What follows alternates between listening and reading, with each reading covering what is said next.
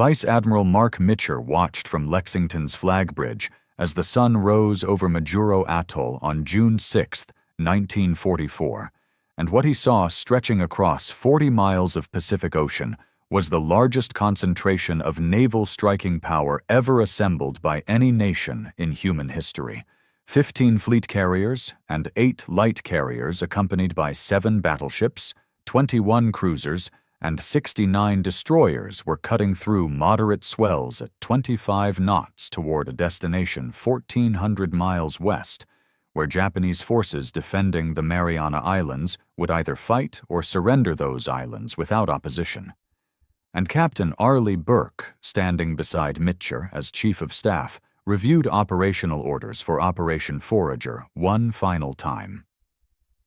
The mission was straightforward in concept, but unprecedented in scale, where Task Force 58 would achieve air superiority over the Marianas, support amphibious landings scheduled for Saipan in 9 days, and destroy any Japanese naval forces that responded to the American assault.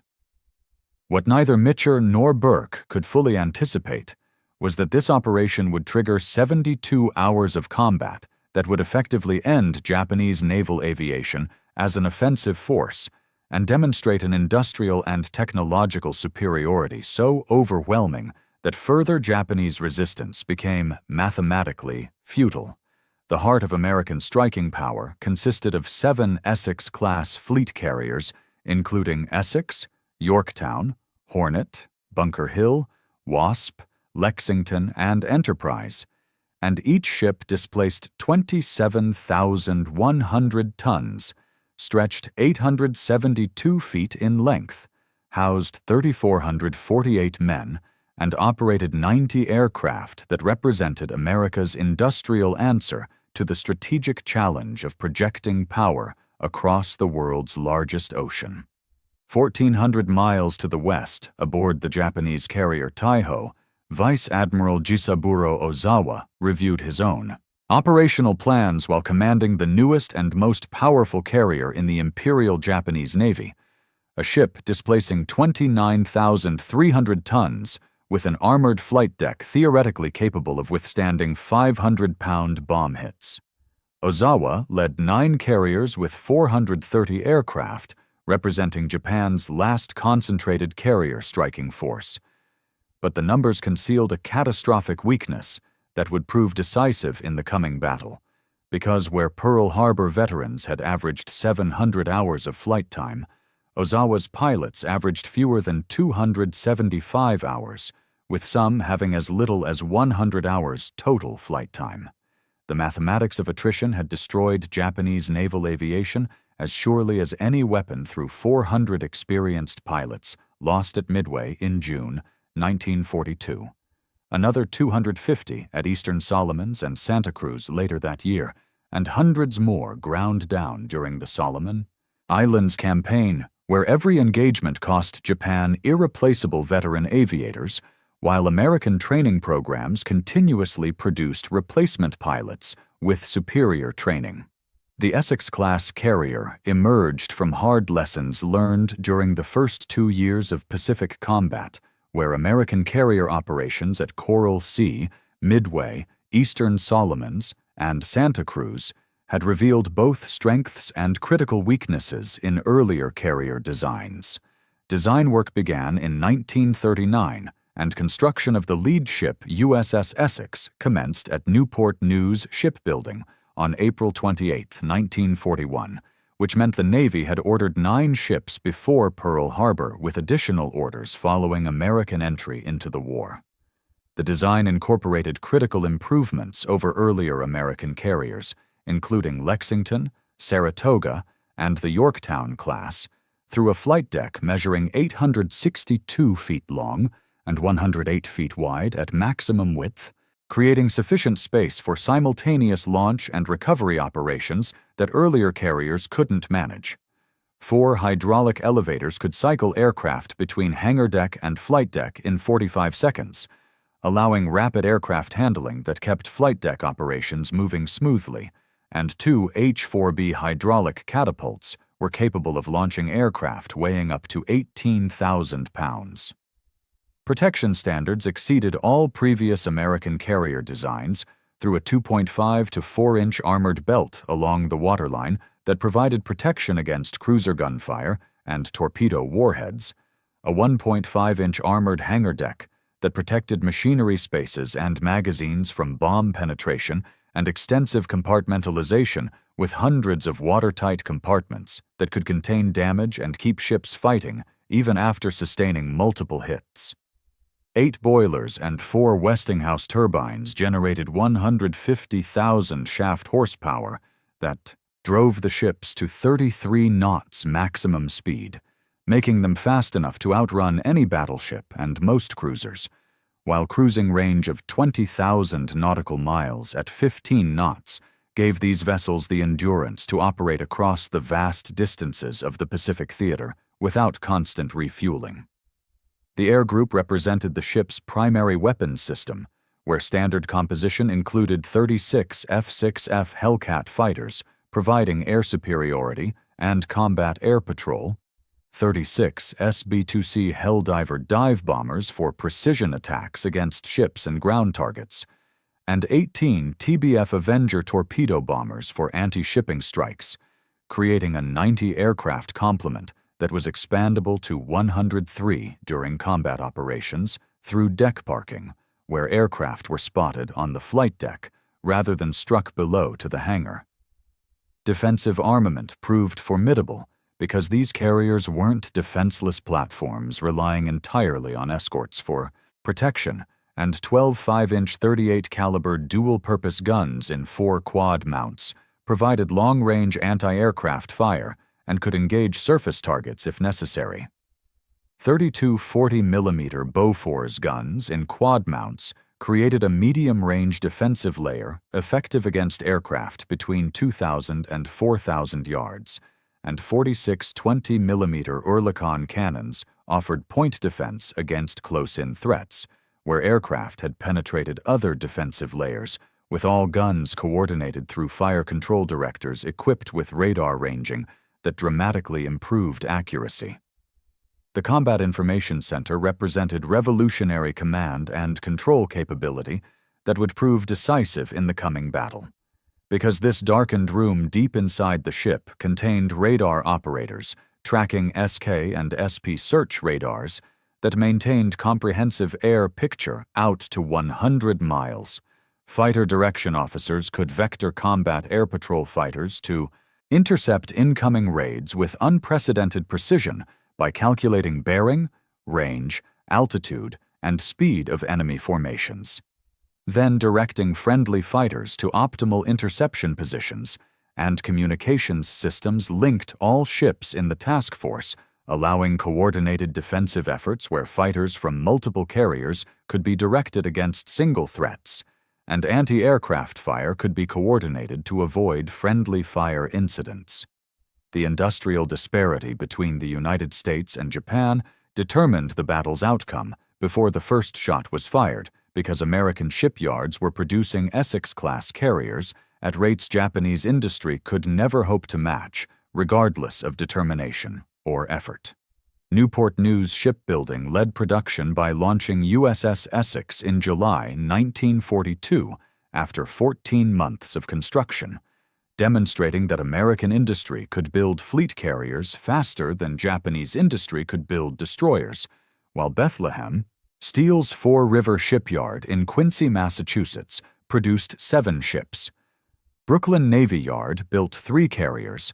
Philadelphia Navy Yard built 2, and Norfolk Navy Yard built 2 more, creating a production system that treated 30,000-ton warships like automobiles on an assembly line where standardized components, improved prefabrication techniques, and systematic construction methods reduced build time from 14 months to 12 months. Peak production saw one carrier commissioning every 6 weeks throughout 1943 and early 1944, a rate that meant American carrier strength was constantly growing, while Japanese carrier strength was constantly declining. By June 1944, 17 Essex-Class carriers had been commissioned with 15 more under construction, representing 648,000 tons of carrier displacement, which exceeded the entire Japanese carrier fleet built throughout the entire war, while Japan managed to commission only 6 fleet carriers after Pearl Harbor, with total displacement of approximately 180,000 tons. Japanese industry simply could not produce carriers at rates sufficient to replace combat losses, while simultaneously building cruisers, destroyers, submarines, and merchant shipping that were all desperately needed, and material shortages affected every aspect of Japanese construction, where steel allocations were insufficient. Aluminum was critically scarce,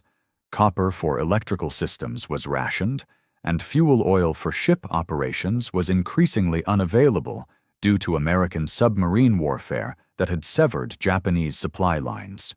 Aircraft production revealed similar disparities that demonstrated the fundamental imbalance between American and Japanese industrial capacity, because American factories produced 40,000 combat aircraft in 1943, and this number rose to 74,000 in 1944. Grumman manufactured 12,275 F-6F Hellcats at peak production of 600 aircraft per month from their Bethpage, New York facility. Curtiss built 7,200 SB-2C Helldivers despite persistent mechanical problems that required constant modifications, and Grumman plus General Motors produced 9,837 TBF and TBM Avengers between them.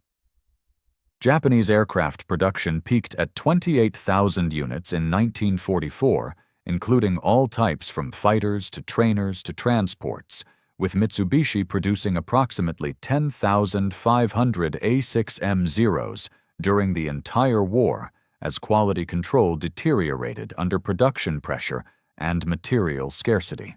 Pilot training programs showed the starkest contrast that would prove decisive in the coming battle, because the U.S. Navy Training Command operated 14 air stations with 10,000 training aircraft, producing pilots monthly at rates exceeding losses by a factor of 3. Each naval aviator received a minimum of 500 hours of flight training, including 50 hours in operational aircraft types, and advanced training covered radar interception procedures, night operations, instrument flying in clouds and bad weather, and combat tactics including formation flying, gunnery, and dive bombing. Japanese pilot training had collapsed by 1944 through fuel shortages that limited training flights to bare minimums, where student pilots might fly once per week instead of daily. Experienced instructors were recalled to combat units because veteran pilots were desperately needed at the front, and accelerated programs produced pilots with 100 to 150 hours total flight time, which was barely sufficient to take off and land safely, much less engage in combat maneuvering against superior opposition using tactics they'd never practiced. Task Force 58 departed Majuro on June 6th, organized into 4 carrier groups that would operate independently but within mutual support range, creating a flexible formation that could concentrate rapidly if threatened, while dispersing to complicate Japanese targeting. Task Group 58.1, commanded by Rear Admiral Joseph Clark, included fleet carriers, Hornet and Yorktown, with light carriers Belleau Wood and Baton plus escorts. Task Group 58.2, under Rear Admiral Alfred Montgomery, comprised Bunker Hill and Wasp, with light carriers Monterey and Cabot. Task Group 58.3, led by Rear Admiral John Reeves, included Enterprise and Lexington, serving as flagship with light carriers San Jacinto and Princeton, and Task Group 58.2. 4, commanded by Rear Admiral William Harrell, operated Essex with light carriers Langley and Cowpens. The approach to the Marianas covered 1,000 nautical miles across open ocean, where destroyers maintained continuous anti-submarine patrols because Japanese submarines remained a threat despite heavy losses. Combat air patrols flew continuously, with fighters launching every 2 hours to maintain coverage, and radar watch was maintained 24 hours daily by operators monitoring scopes for any sign of Japanese response. On June 11th, Task Force 58 reached launch position 200 miles east of Saipan, and at 1300 hours the first strikes launched against Japanese airfields, where Commander David McCampbell led Air Group 15 from USS Essex with 36 Hellcats toward Aslito Airfield.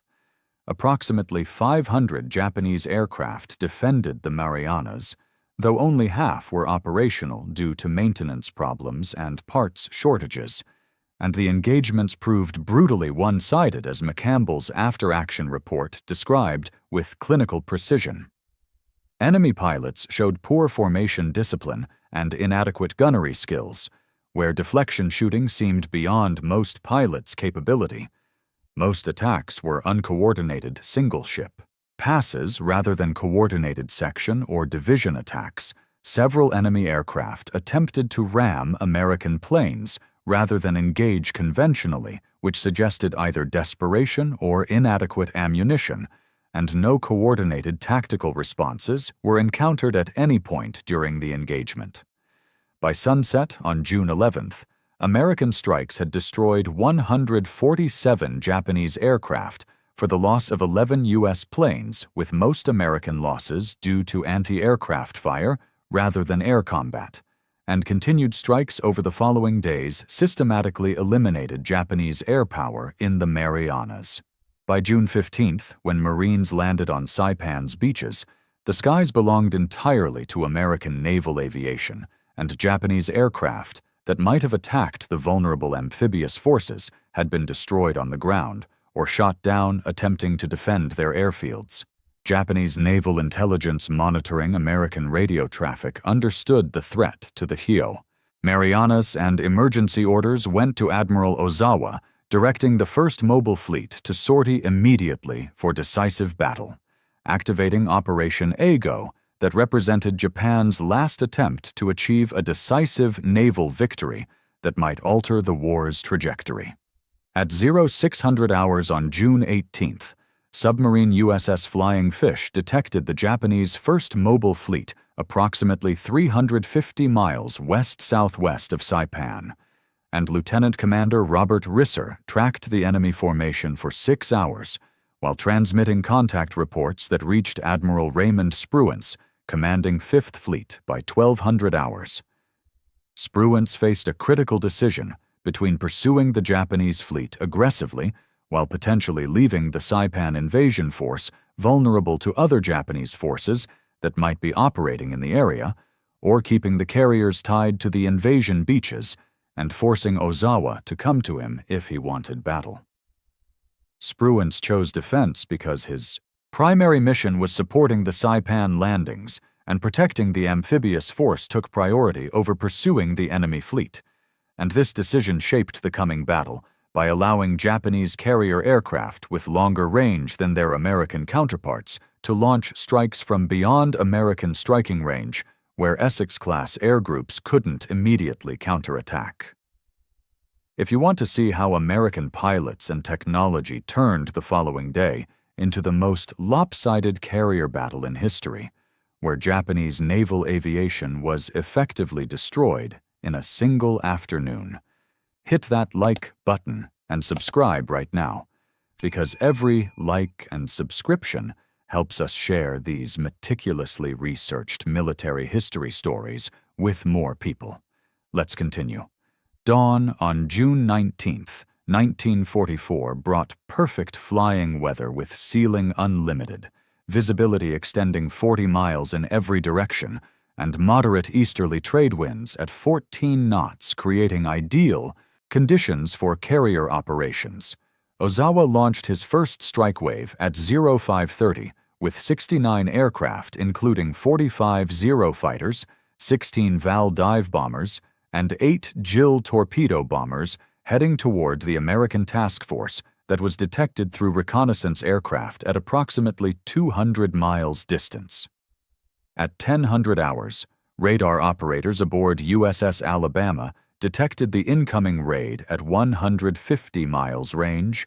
and this early detection gave fighter direction officers critical time to vector combat air patrol fighters toward the threat, while launching additional fighters from carriers that had been spotted on deck with engines running. Lieutenant Joseph Eggert, aboard Enterprise, coordinated the interception by directing 50 Hellcats toward the enemy formation, and the Japanese strike was intercepted at 70 miles from the task force before it could reach anti-aircraft range. Lieutenant Alex Vraciu, flying from Lexington, led the initial attack as an ace with 12 previous victories, and he would later describe the engagement in terms that captured the fundamental mismatch between American and Japanese capabilities, where he watched enemy aircraft flying in perfect formation, like an air show demonstration, with no weaving and no defensive maneuvers. This allowed him to get behind the leader and shoot him down before working down the formation methodically, destroying 6 aircraft in 8 minutes of combat that felt almost like target practice rather than actual combat against determined opposition. Of 69 aircraft in the first wave, 42 were destroyed before reaching the American fleet, and survivors faced withering anti-aircraft fire from the task force equipped with new VT proximity-fused shells that detonated when passing near aircraft rather than requiring direct hits. These proximity fuses transformed anti-aircraft effectiveness because shells no longer had to hit the target directly, but only needed to pass within 70 feet to detonate and send shrapnel through the target, creating a wall of steel around the carriers that allowed only 20 aircraft from the first wave to return to their carriers. Ozawa launched a second wave at 0900 hours with 128 aircraft that represented a massive commitment of his remaining strength, and these aircraft were detected by radar at 10:30 at 115 miles range, where the interception proved even more devastating than the first. American Hellcats destroyed 97 Japanese aircraft before they reached anti-aircraft range through a combination of superior aircraft performance, better pilot training, and radar-directed interception that gave American fighters every possible advantage. 31 survivors pressed attacks against the task force, but achieved no hits despite determined efforts that saw several aircraft shot down attempting kamikaze attacks before that tactic had been officially adopted, and only 7 aircraft returned to their carriers, creating a catastrophic loss rate that demonstrated the fundamental superiority of American naval aviation in every measurable category. At 0920, while the second Japanese strike was being slaughtered, submarine USS Albacore, commanded by Lieutenant Commander James Blanchard, fired 6 torpedoes at carrier Taiho from a range of 900 yards, and 1 torpedo struck the carrier's starboard side forward, penetrating the aviation fuel system. The hit ruptured fuel lines and created gasoline vapor accumulation throughout the ship, as aviation gasoline flooded into spaces below the hangar deck, and damage control efforts inadvertently spread the vapors through the ship by reversing ventilation systems in an attempt to clear fumes from affected compartments, a fatal error that would doom Japan's newest and most powerful carrier within hours. The third Japanese strike wave of 47 aircraft launched at 1000 hours with pilots understanding they were flying into a massacre, but following orders regardless, and only 7 aircraft returned from this strike. The fourth wave of 82 aircraft launched at 11:30 represented Ozawa's final committed reserves, but this formation split into 2 groups due to navigation errors, where one group of 33 aircraft flew north and found nothing while searching empty ocean. The other 49 aircraft encountered Task Group 58.2 and lost 30 aircraft in 12 minutes of combat that saw American Hellcats and anti-aircraft fire working in perfect coordination to destroy the Japanese formation. At 12:32, while Japanese strike forces were being annihilated, submarine USS Kavala, commanded by Lieutenant Commander Herman Kostler, torpedoed veteran carrier Shokaku that had participated in the Pearl Harbor attack and survived numerous battles.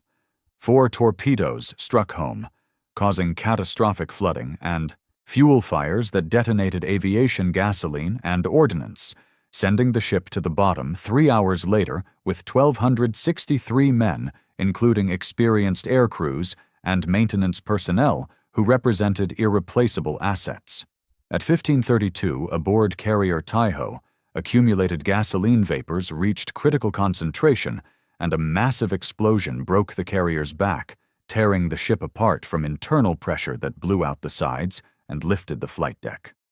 The ship sank rapidly, carrying 1,650 men, including most of Admiral Ozawa's air staff, who had coordinated Japanese naval aviation operations, and their loss compounded the disaster by eliminating the experienced staff officers who might have rebuilt Japanese carrier aviation if sufficient time and resources had been available. The statistics of what American pilots would call the Great Marianas Turkey Shoot were staggering in their demonstration of American superiority, because Japanese forces launched 373 carrier aircraft during June 19th, with only 130 returning to their carriers. American losses totaled 29 aircraft in air-to-air combat, with most pilots recovered by escorting destroyers maintaining lifeguard stations, producing a kill ratio exceeding 12-1 that represented the most lopsided air combat result of the entire war. Commander David McCampbell shot down 9 aircraft on June 19th alone, on his way to becoming the Navy's leading ace with 34 total victories. Lieutenant Cecil Harris of VF-27 from Princeton destroyed 6 aircraft, and Lieutenant George Carr of VF-2 from Hornet destroyed 5. And their success stemmed from multiple mutually reinforcing advantages that Japanese forces could not counter through tactics or determination. Superior aircraft performance gave American pilots decisive advantages because the F-6F Hellcat could outrun the Zero by 30 miles per hour, outclimb it to altitude faster, and outdive it without structural failure, while heavy armament of 650 caliber machine guns with 2,400 rounds total allowed American pilots to destroy targets with brief firing passes.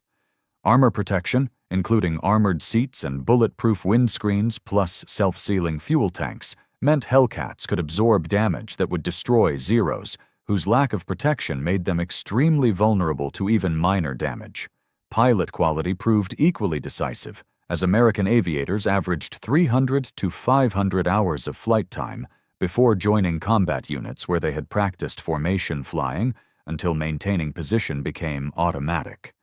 Combat tactics, including the thatch weave and other maneuvers, were drilled endlessly. Gunnery was practiced against towed targets until deflection shooting became instinctive, and navigation was taught thoroughly because getting lost over the Pacific Ocean meant death.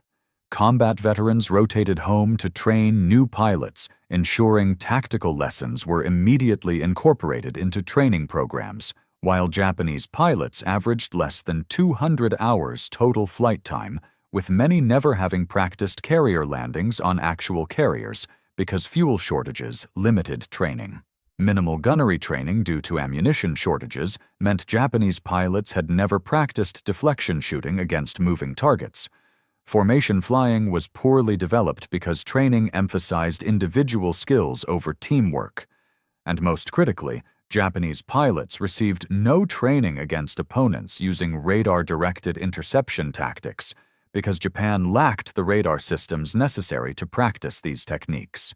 Radar-directed fighter control proved decisive as American radar systems could detect incoming raids at 100 to 150 miles, providing 30 to 40 minutes warning, and this early detection allowed fighter direction officers to calculate optimal interception geometry and vector fighters to meet threats with altitude and position advantage. Japanese aircraft approaching in predictable formations at constant altitude and speed were systematically destroyed before reaching their targets through interceptions that gave American fighters every advantage, and the few Japanese aircraft that penetrated the fighter screen faced overwhelming anti-aircraft fire from Task Force 58's battleships, cruisers, and destroyers mounting over 5,000 anti-aircraft guns, all coordinated through radar fire control directors, with proximity-fused shells creating a defensive barrier that few aircraft could penetrate. At 0800 hours on June 20th, search aircraft from multiple carriers launched to locate the retreating Japanese fleet because Spruance and Mitscher understood that destroying the Japanese carriers would end the threat permanently, and the search pattern covered 300 degrees from due north, clockwise, to due south. Each sector was searched to 325 miles until Lieutenant Robert Nelson, flying from Enterprise, detected the Japanese force at 1540 at 275 miles distance, bearing 330 degrees, which was extreme range beyond normal combat radius for American carrier aircraft. Recovery would occur after dark, which was something carrier aviation doctrine strongly discouraged because pilots would need to land on darkened carriers after extended combat operations and maximum fuel consumption, and losses were certain to be high from fuel exhaustion, navigation errors, and landing accidents. Vice Admiral Mitscher faced the decision that would define his command between launching a strike with high probability of aircraft losses but potential to finish the Japanese fleet, or maintaining the task force intact and letting the enemy escape to fight another day when American lives would be at risk. And at 1623, Mitscher gave the order that captured his aggressive spirit: launch everything you've got. In 20 minutes, 216 aircraft launched from 11 carriers, including 85 Hellcats, 77 dive bombers, and 54 torpedo bombers, and fuel calculations proved critical because each pilot understood they had barely enough fuel for the strike and return with zero margin for error. Lieutenant Commander Robert Isley, leading Air Group 8 from Bunker Hill, briefed his pilots on lean mixture settings that would maximize fuel economy, optimal cruise settings that traded speed for endurance, no unnecessary maneuvering that would waste precious fuel, one pass at the target to maximize combat effectiveness while minimizing exposure time, then straight line home at most efficient cruise. The strike found the Japanese fleet at 1840, just before sunset, and in fading light, American aircraft attacked the scattered formation that was attempting to withdraw westward. Carrier Hio took multiple torpedo hits from Avengers of Belleau Wood's Air Group and sank within 2 hours with 1,247 men. Carriers Zuikaku, Junyo, and Chiyoda received bomb and torpedo damage that reduced their operational capability. Battleship Haruna was hit by bombs that killed crew members and damaged superstructure, and Oiler Genyo Maru sank after taking torpedo hits, creating the final price for Japan's attempt to challenge American naval supremacy. The return flight became an epic of navigation and endurance that would be remembered by participants for the rest of their lives, because darkness fell completely and aircraft began running out of fuel, with pilots ditching beside destroyers when engines quit, while others made it to the vicinity of the task force, but couldn't find their carriers in the darkness. Radio calls for homing assistance filled the frequencies as exhausted aviators desperately sought any available deck. And at 2045, Mitscher made the decision that would become legendary in naval aviation by ordering every ship in Task Force 58 to turn on their lights. Searchlights pointed vertically into the sky, creating visible beacons. Running lights blazed from every ship, making the formation visible for 50 miles. Flight deck lights outlined landing areas in brilliant illumination, and star shells burst overhead, creating artificial daylight that guided the scattered strike force home. For 2 hours, the fleet recovered aircraft as many pilots, exhausted and low on fuel, landed on any available deck, rather than searching for their assigned carrier, some making barrier crashes that destroyed their aircraft but allowed them to survive, while others ditched alongside the task force and were rescued by escorting destroyers maintaining careful watch. 80 aircraft were lost during the mission, with most losses occurring due to fuel exhaustion rather than enemy action, but most pilots were recovered through the determined efforts of rescue vessels, creating a testament to Mitscher's willingness to risk his task force to save his aviators and building loyalty among naval aviators that would endure for decades. By dawn, on June 21st, the scale of Japan's disaster was unmistakable as 3 fleet carriers, Taiho, Shokaku, and Hiyo, were lost along with 2 oilers and hundreds of aircraft that crippled remaining carrier operations. Japanese forces lost between 550 and 645 aircraft, including land-based planes from the Marianas, with roughly 445 aircrew killed or missing, representing irreplaceable experience. American losses were comparatively light at 123 aircraft and 76 aircrew, most lost to fuel exhaustion rather than enemy action, leaving Task Force 58 with more than 750 operational aircraft and trained pilots ready for continued combat. Japanese naval aviation was effectively destroyed as an offensive force, a reality acknowledged by Admiral Toyota, who admitted the first mobile fleet was no longer capable of meaningful operations. Vice Admiral Ozawa's after-action report confirmed overwhelming American superiority driven by radar-controlled interception, superior tactics, and pilot skill that neutralized Japanese attacks before they reached range. The battle validated American carrier doctrine and exposed the brutal mathematics of attrition, where U.S. training produced 2,000 aviators monthly versus Japan's 300, with far greater flight hours.